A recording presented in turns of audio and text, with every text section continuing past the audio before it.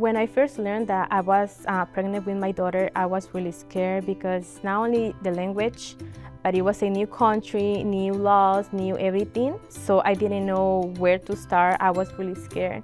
Thank God I got connected with Healthy Family Services. It was really good resource because since I didn't know anything, they helped me a lot.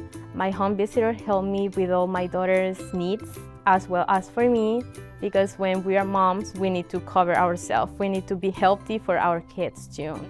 Healthy Families Fairfax and the Nurse Family Partnership offer free confidential support to new and expecting parents here in Fairfax County. Our trained professionals will work beside you to provide guidance on parenting and child development through regular home visits. We're here every step of the way, from pregnancy to pre-K, to help you build a strong foundation for a healthy future. There are so many resources for new family, children, and parents. Sometimes we don't know where to find the information. Sometimes we feel that we don't know where to get help. But I will really recommend to come to this event. If you want more information about the program, Healthy Family Services, you can come and learn more about it. Join us for a free baby and maternal health expo, Wednesday, October 23rd from 10 to noon at the Gerry Hyland Government Center in Alexandria.